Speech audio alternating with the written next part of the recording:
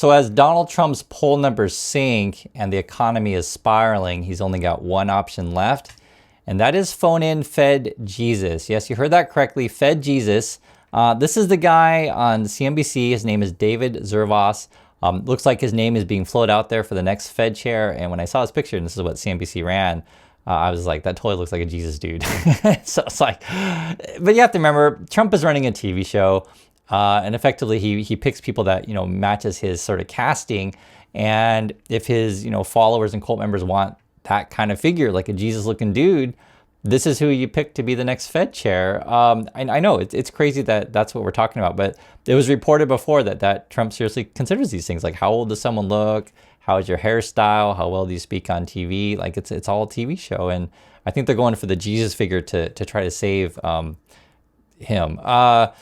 This is the poll numbers where we're saving him from. His approval rating's at 38%, so it's still kind of hovering around there. We've talked about this before, but the new thing is his disapproval is now at 60%. We're talking about Trump. As the economy really takes a dive, which I think people are going to hit in the wallets with the tariffs kicking in the next few months, I think things are going to really get ugly, let's be frank with you guys. And so that's why he's calling in Jesus.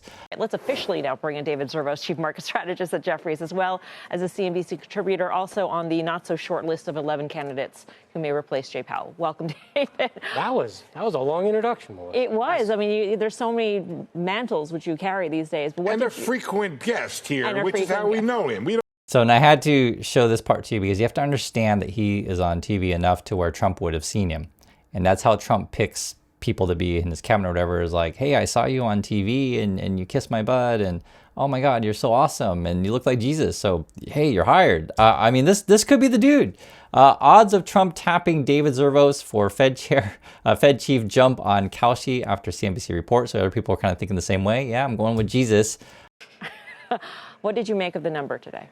I don't make a lot of it. Okay. Steve said it's a very volatile number. There's some really quirky stuff on the services side. I think 80% of this gain was in services. There was the good side was relatively tame. Also, if you look back at core PPI, the year-over-year figure, we were cutting rates when this number was even higher in Q4 of last year. So the September, October, November, December prints for that core PPI were higher than this 3 point. So my first reaction from seeing him, he's not dumb, okay?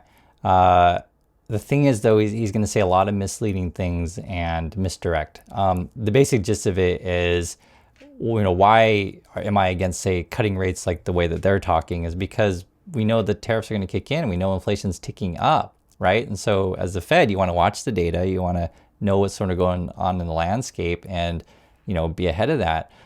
Trump and his people just want to cut as much as possible so they get that borrowing machine going. And I disagree. And the argument that Zervos will make was like, well, look at a previous time and in previous, different set of circumstances and we were cutting that. But again, you got to look at like right now. And we've had on this show, I think for the last 6 or 8 Fed meetings, Kelly has asked about, what you think, what you would do if you were there. We had a shadow committee. I think in the last 3 meetings I have said I would say 50 basis points. I was one of the few. I think there might be one other in that shadow committee. And you have to remember when we're talking about shadow committees and, I'm the one who wanted to cut one of the few. He's speaking directly to Trump here, right? You go on TV, they're basically, it's like a screen test and you're auditioning for the role of Fed. It really is a TV show, guys. And we're watching it live. It's so crazy. And my other first reaction too is that I don't think this guy has your best interest at heart. I want to give you an example, not just, the Fed Jesus dude that Trump is considering, but just Trump's policies and what they're doing in general. So this came out a few days ago. I mentioned before, I just want to mention it again if you didn't hear about this story.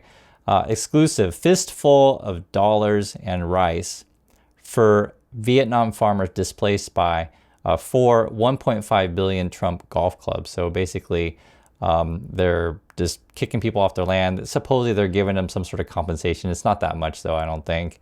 And this is, what it's all about. It's about putting money in Trump's pocket. Don't worry about regular people. And I know this doesn't make big news in USA, but you have to understand this is who Trump is, right?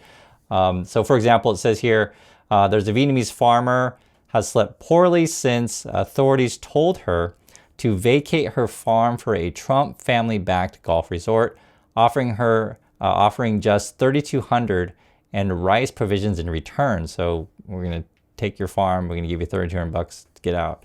The golf resort, for which construction is scheduled to begin next month, is offering thousands of villagers such compensated packages to leave the land that has provided their livelihood for years or decades. Like, this is their home. And if you know anything about, sometimes it happens in these kind of places where then if you don't take the money at first, which is probably not a lot, then they'll bring in some sort of thugs and try to intimidate you. So I know this doesn't make big news in the USA, but this is the sort of stuff that Trump is involved in. And when you ever talk about, Fed policies or ever say with this, Zervos guy, he'll say things with a smile, but you have to understand the underlying thing is it's not going to benefit regular people and it may in fact hurt regular people, which we've already seen with the CBO estimates of what's going on with Trump's bill, where the bottom 10% are going to get hurt the most, whereas the top 10% benefit the most. So I don't see any reason why this number changes that view. So a 50 cut in September. After that, though, would you be data dependent and open to the idea that tariffs may then translate into inflation later on and a few months down, which a lot of economists out there, like Jan Hatzius of Goldman Sachs, for one, which President Trump took issue with, but made the point that it could be the consumer that will be then handling the burden of tariffs. Now, if you understand what's going on here, so they're actually trying to ask him a legitimate question. Hey, are consumers going to pay the tariffs, right? And they know it's uncomfortable because the Trump people try to deny that. Recently, Goldman Sachs even's like, literally, it's not shocking or anything, but even Goldman Sachs came out and said, hey, consumers are going to pay the tariffs, basically. It's going to get passed on to you. Trump gets really mad and this starts, tweeting about said economists, you should be fired, you should go off and be a DJ. And Trump really says stupid stuff like that. But I just wanted to see like how this, Zervos guys handles it and understand the talks that we're talking about. And what's frustrating about this whole thing, I've mentioned before this week, it's been really noticeable how, the media is starting to push back a little bit, but just not enough. You got to show more backbone in this stuff. Look, watch the evidence. I think I would be watching all the evidence, all the data carefully, recognizing that high frequency data is extremely volatile and does not portend longer term trends. But I think there's a very cogent case to be made that we are way above neutral in rates, and that getting rates back toward neutral. So he's basically just, we need to cut a whole bunch, is what he's trying to go for, even though everyone's pointing to inflation is going to go up, and plus we can see Trump's policy. It's obvious. So that's why like these people are really tricky, right? And they're going to try to convince you then that if by cutting rates we're going to have all this growth with AI, et cetera, and we're all going to be rich because of it, which also doesn't really make sense. So in terms of just TV personality, this guy's way better than the other choices that we've seen floated out there. So that's why I'm thinking he looks like Jesus. He speaks well. I'm not saying I like him or agree with him. I'm just saying, like, in terms of TV personality, I think this may be the Fed chair. There's certainly a possibility of that. This also came out today in the Washington Post. Trump's answers to numbers he doesn't like: change them or throw them away. From DC crime rates to census collection to labor statistics, the administration has suppressed inconvenient data and conjured inaccurate statistics to bolster policy objectives. So this guy's a little bit different than, say, because I'm showing you a bit of Fed Jesus, I'm calling him. Look at someone like Fed Powell, who we have right now, how he talks next to Trump. About 3.1 billion. It went up a little bit, or a lot. So the 2.7 is now 3.1. I'm not aware of that. Yeah, it just came out. Yeah, I haven't heard that from anybody at the Fed. Yeah, it just came out. Our notes had it about 3.1 as well. 3.1. 3.2. This came from us? Yes. I don't know who does that. You're including the Martin renovation. You just added. That's our entire capital plan. Yeah, you just added in a third building. Is what that is. That's a third building, Well, including no, the but Martin building. it's a building that's being built. No, it was built 5 years ago. I'll never get tired of watching that, and that shows you when somebody has a spine. Now you don't have to yell, you don't have to be rude. You just stand up calmly and say this is the truth, and you have to call it people's BS. So I think Powell handled that well, but Trump, he just wants to pick people who basically kiss his butt and get that money flowing again. We'll start borrowing as much as we can. And essentially is going to probably head us off a cliff. Very quick points. One is I'm not sure I agree that we're leaving so many jobs on the table because we were 3.5, 4.2, general sense of. My basic point I think you made for me is why are inflation expectations under control? And one of the reasons could be the Fed's stance on policy. Could also be the AI initiatives that are running through the entire system, and people are looking at technology. People are seeing a lot of supply-side narratives. My point is, right. So the argument they're making, I just want you to understand it, is, hey, if we cut rates, that'll encourage investment in AI, and then that'll get the economy booming. That's the argument they make, and it's ridiculous that people don't hear this enough. Like, this is the actual argument. Because Trump on one hand says, hey guys, I'm gonna, doing all this construction, all these new jobs, but these jobs are building this AI and, automation to replace you. Like, I hope you guys understand the message. And that's why I have to show you guys all the time this stuff, because they keep repeating it. And I feel like the Trump followers, I'm not sure. I'm not a MAGA person, but it's like maybe they just hear job and they keep the language really simple. And then you just forget about all the other stuff that they said.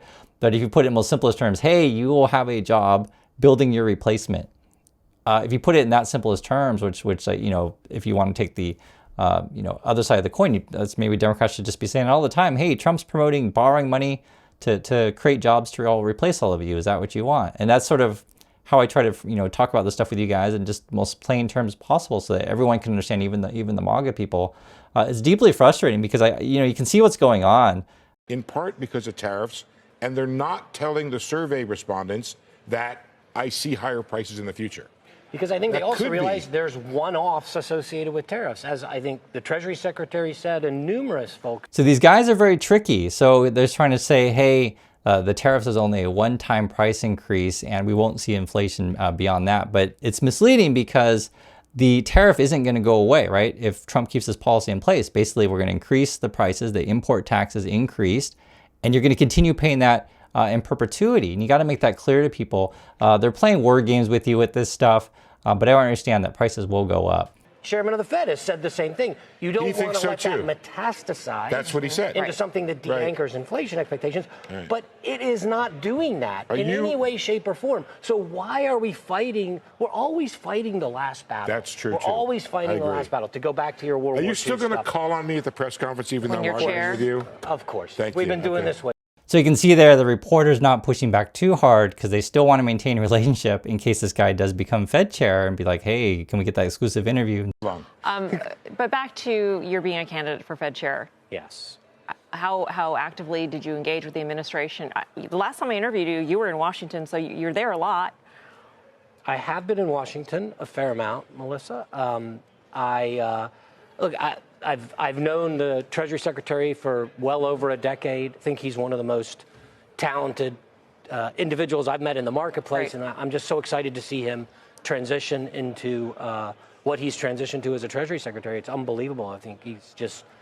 And that was kind of a weird answer, asking him about what do you think about your future or the Fed, and you've been going into Washington, and he starts just kissing up to Scott Bessent, which I guess is part of the search for the next Fed chair. That's why I think this guy, he's playing the TV show Kiss Up Game. If you don't know who Scott Bessent is, watch my last video on that. You'll get a sense he's basically the coughing liar. But this Fed Jesus guy, I just think he may be the next Fed chair. That's why we're watching it. I have been in touch with many people in the administration, and I've been discussing a lot of the same agenda points that I think they're talking about, and we've brought up on this show. So I feel really blessed, and I feel that I've been just put in a very high quality group of people. This 11 candidates that were discussed by. And then his body language, everything sort of tells you. So I've been talking to the people in Washington, and we all been saying kind of the same things. I just feel really thankful, and it's just like, thank you, Mr. Trump, for putting me in this position. Please select me as next Fed chair.